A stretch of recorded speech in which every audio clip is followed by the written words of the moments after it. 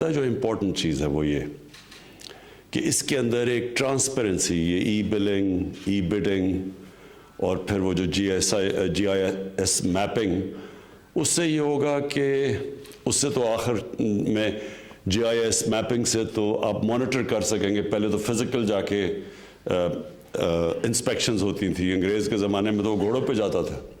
تو اب یہ ایک ماڈرن ٹیکنالوجی کا زبردست فائدہ یہ ہوگا کہ آپ بالکل مانیٹر بھی کر سکیں گے. لیکن یہ جو آپ کی ای بلنگ، ای بڈنگ، یہ بھی بہت امپورٹنٹ ہے کیونکہ یہ دونوں ایریاز ایسے ہیں جس میں بہت زیادہ کرپشن ہوتی تھی.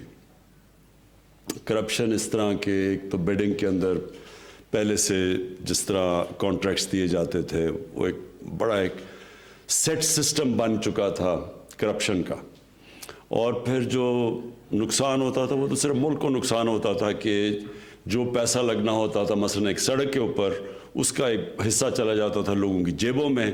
سڑک بھی سب سٹینڈرڈ بنتی تھی، اس کا لوگوں کو نقصان پھر سے بنانی پڑتی تھی، یعنی ہر طرح قوم کو نقصان ہوتا تھا.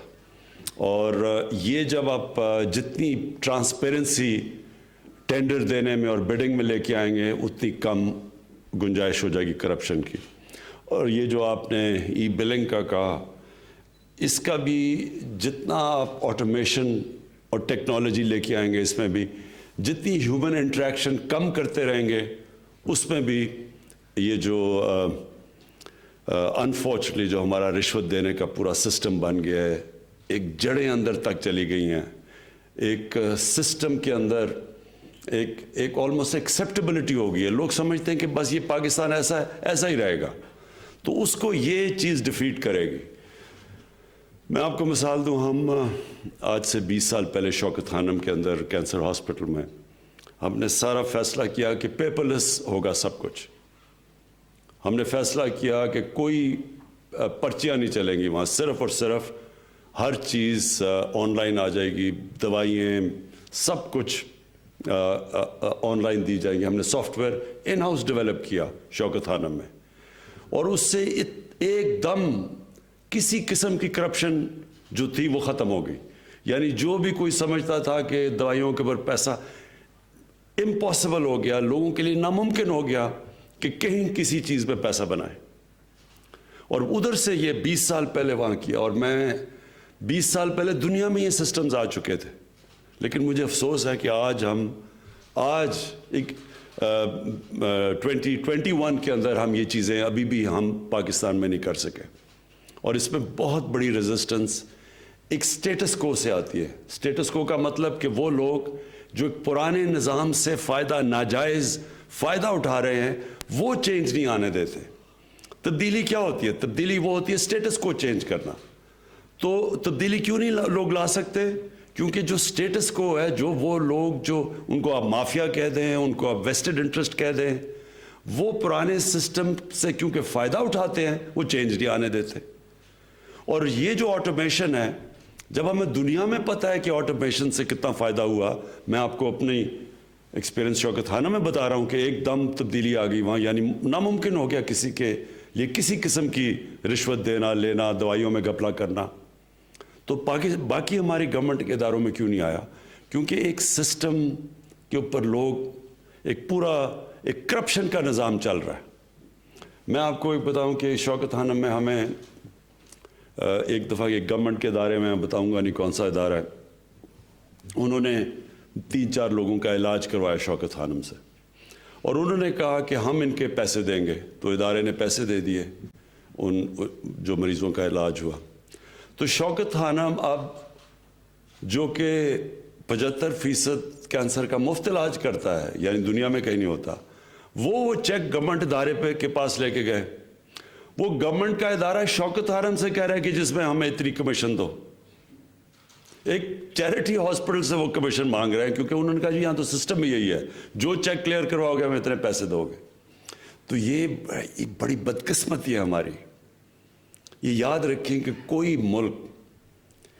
ملک ترقی نہیں کر سکتا جدھر اتنا سارے رشوت کے نظام کو ایکسیپٹ کر بیٹھے. کبھی کوئی ملک نہیں ترقی کر سکتا. کوئی نظام نہیں آگے بڑھ سکتا جس کے اندر اس طرح کی رشوت سب کو پتا کہ رشوت چل رہی ہے اور رشوت چلتی رہے. اور جو اللہ نے قرآن میں کہا ہوا ہے کہ میں کبھی کسی قوم کی حالت نہیں بدلتا جب تک وہ قوم خود اپنی حالت بدلنے کی کوشش نہ کرے. ہم جب تبدیلی لانے کی کوشش کرتے ہیں تو عمران خان آ کے سوئچ آن کر کے تو تبدیلی نہیں لے کے آئے گا. قوم کا ذہن بدلتا ہے. اللہ نے کہا ہوا ہے کہ میں نہیں تمہیں تبدیل کروں گا جب تک تم خود فیصلہ نہیں کرو گے کہ ہم اس طرح کی زندگی نہیں گزارنا چاہتے, ہم اپنی زندگی بہتر کرنا چاہتے ہیں, ہم بھی دنیا کے اندر ایک چھاتی نکال کے پھرنا چاہتے ہیں کہ ہم پاکستانی ہیں, ہر پاسپورٹ کی دنیا میں ہم عزت چاہتے ہیں. تو ایسے تو نہیں عزت آتی. عزت ایک خوددار قوم کو ملتی ہے, سچی قوم کی عزت ہوتی ہے. جب ملیشیا اور انڈونیشیا میں جب لوگوں نے اسلام قبول کیا تو وہاں کوئی مسلمان فوج تو نہیں گئی تھی, مسلمانوں نے فتح تو نہیں کیا تھا انڈونیشیا اور ملیشیا. جو مسلمان تاجروں کا کیریکٹر دیکھا لوگوں نے اتنے متاثر ہوئے کہ اس سے وہ لوگ مسلمان ہو گئے. سچے لوگ تھے, کیریکٹر والے لوگ تھے, کوئی بددیانتداری نہیں کرتے تھے اپنے لوگوں سے, لوگ رسپیکٹ کرتے تھے, ان کی امانت دار لوگ تھے. اس لیے لوگ ان کو متاثر ہو کے ان کی طرف آئے.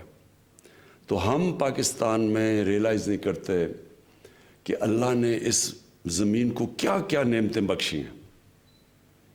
اور یہ میں جب بڑا ہو رہا تھا تو یہ پاکستانیوں کی دنیا میں عزت تھی, تیزی سے اوپر جا رہا تھا ملک. یہ جب ہمارا صدر گیا امریکہ تو امریکہ کا صدر اس کو ایئرپورٹ لینے آیا. جب وہ گیا برطانیہ تو کوئین نے جس طرح اس کو ریسیو کیا, رسپیکٹ تھی ایک دنیا میں. کیونکہ قوم تب ایک لوگ اس طرح جو ایک قوم کو جو آہستہ آہستہ ہمارے سسٹمز گئے, ہم نے سچائی سے دور ہوئے, رشوت ایکسیپٹ کرنی شروع کر دی, لیڈرز نے کرپشن شروع کر دی. ابھی یہ کیا, یہ جب یہ ایک براڈ شیٹ ایک چیز سب کے سامنے آئی ہے کہ اس نے پاکستان گورنمنٹ نے ایک فرم کو کہا کہ جی ہمیں ہمارے ملک کے سربراہوں کو جو چوری کیا تھا پیسہ اس کے لیے انویسٹیگیٹ کرے. انگلینڈ کی فرم تھی. تو وہ جو انٹرویو دے رہا ہے وہ کیا کہہ رہا ہے کہ کس طرح پاکستان سے پیسہ چوری کر کے باہر جا رہا تھا. اور کون کر رہے تھے؟ پاکستان کے وزیر اعظم, پاکستان کے وزیر, وہ چوری کرنے پہ لگے ہوئے تھے پیسہ. تو جب ملک کا سربراہ چوری کرے, وزیر کرے, تو وہ تو نیچے تک سارا سسٹم کرپٹ ہو جاتا ہے. تو پھر تو NHA کے اندر ہم نہیں کہہ سکتے کہ جناب آپ چیف انجینئر نہ پیسہ بنائے اور فلانا نہ کانٹریکٹر نہ پیسہ بنائے. تو سارا سسٹم جو سب سے بڑا ظلم کرپشن کرتی ہے ایک ملک سے کہ کرپشن کو ایکسیپٹیبل کر دیتی ہے. اب برائی کو برائی نہیں سمجھتے ہیں کہ کوئی غلط چیز نہیں ہو رہی. اور اس سے کیا ہوتا ہے, کرپشن سے سب سے بڑی چیز کیا ہوتی ہے, لوگ بڑے امیر ہو جاتے ہیں. وہ براڈ شیٹ والے نے کہا کہ یہ جو میں تھوڑی چیزیں دیکھ رہا تھا کہ ایک پاکستانی نے, اور وہ بھی بتا نہیں رہا کہ ہمارا پاکستانی سیاستدان نے, سعودی عربیہ سے لنڈن کے بینک میں $1 ارب بھیجا. $1 ارب ایک آدمی نے بھیجا. تو لوگ تو بہت امیر ہیں یہاں کے ہمارے, لیکن ملک غریب ہے, مقروض ہے. ملک قرضے پہ گزارا کر رہا ہے, لیکن لوگ ایسے ہیں جو لنڈن کے سب سے مہنگی جگہوں کے اوپر بڑے بڑے محلوں میں رہ رہے ہیں. ملک تب اوپر جاتا ہے جب ایک ملک امیر ہوتا ہے. آج ہم مغرب کے لوگوں کو دیکھ لیں, مغرب کے حکمرانوں کو, ان کے پاس دیکھ لیں کتنا پیسہ ہے, ان کا رہن سہن دیکھ لیں, اور ایک مقروض ملک کے جو بھی یہاں جنہوں نے حکومت کی ان کا رہن سہن دیکھ لیں اور ان کے پاس پیسہ دیکھ لیں. آپ کو لگے گا کہ یہاں دودھ کی نہریں بہہ رہی ہیں, اور لگے گا وہ غریب ملک ہے. جب آپ ان کے پرائم منسٹرز کو پرانوں کو دیکھیں گے, ان کو جب ان کا رہن سہن دیکھیں گے, ان کے جب یونائٹڈ نیشنز میں جب گئے, ان کے جاتے ہیں پرائم منسٹرز یا ہیڈ آف اسٹیٹس UN کے اندر, تو وہ کتنا پیسہ خرچ کرتے ہیں. اور جو ہمارے یہاں سے ایک مقروض ملک میں جا کے کس طرح وہاں رہتے تھے, کس طرح پینٹ ہاؤس اور ہوٹل کے اوپر پورے جو سب سے مہنگے ہوٹلوں میں جا کے رہتے تھے. یہ ہے ہمارا مسئلہ. اور بدقسمتی یہ ہے کہ ہم جدھر سے شروع ہوا تھا ہمارا سویلائزیشن, جو ہم دیکھتے ہیں مدینہ کی ریاست, کیونکہ نبی صلی اللہ علیہ وسلم نے وہ ریاست بنائی تھی, تو جب وہاں دیکھیں تو क्या चीज़ सबसे चीज़ सामने आई थी कि जो रियासत के सरबराह थे वो सादगी में रहते थे, किसी ने महलात नहीं बनाए, अपने ऊपर पैसा नहीं खर्च करते थे, जो पैसा रियासत में ज़्यादा आता था अपने गरीबों पे खर्च करते थे, कौम को नीचे से ऊपर उठाते थे। फलाई रियासत बनाई उन्होंने। और उसके उल्टा ये देखें कि हमने ये जो मुल्क कितना एक बड़ी ख्वाब थी पाकिस्तान कि हमने बनाना था वही मिसाली इस्लामी फलाई रियासत, और हमारे पास हम किस तरफ निकल गए।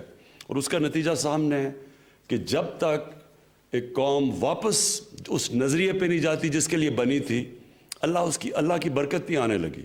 तो मैं मुराद आपको इसलिए मुबारक देता हूँ कि ये जो आपने कदम उठाया। देखें, आप NHA में जब शुरू हो जाएगा, सबसे ज़्यादा पैसा तो सड़कों पे बनता है, सबसे ज़्यादा कमीशंस तो सड़कों के ऊपर बनती है।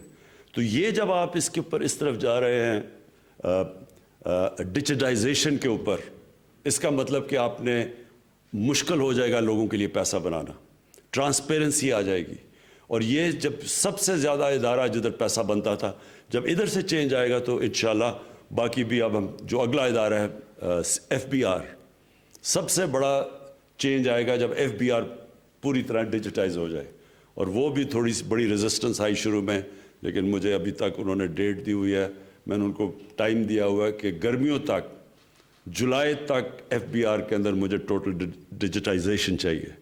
और इंशाल्लाह तब आएगी। आप देखें टैक्स कलेक्शन पाकिस्तान में कैसे ऊपर जाती है, और जैसी टैक्स कलेक्शन जाती है हमारे मुल्क में पैसा आ जाएगा अपने उन लोगों, तालीम पे खर्च करना, अपने गरीब लोगों पे खर्च करना, इसको फलाई रियासत बनाना। हमारा जो सबसे बड़ा मसला है कि अपनी ह्यूमन डेवलपमेंट करना, इंसानों पे पैसा खर्च करना। कौम तो तब अमीर होती है जब उसके इंसान अमीर होते हैं, और जो एक कौम की पहचान तब होती है कि वो कैसे अपने सबसे गरीब तबके को कैसे रखती है, कमज़ोर लोगों को कैसे रखती है। अमीर लोग नहीं कैसे रहते, उसके जो कमज़ोर तबका कैसे रहता है। और इंशाल्लाह जैसे जैसे हमारे पास रेवेन्यू बढ़ता रहेगा, FBR के अंदर रिफॉर्म्स आती रहेंगी। करप्शन जब आपको मसलन आप सड़कों के ऊपर जब ख़त्म होगी तो हमारे पास, जो मुराद ने असल बात की कि हमारे पास और ज़्यादा पैसा आ जाएगा खर्च करने का इंफ्रास्ट्रक्चर के ऊपर, हम उसको और बेहतर करते जाएंगे। इंफ्रास्ट्रक्चर जैसे ही बेहतर होता जाएगा, मुल्क में ज़्यादा इन्वेस्टमेंट आनी शुरू हो जाएगी। तो ये आज बहुत बड़ा कदम आपने उठाया है।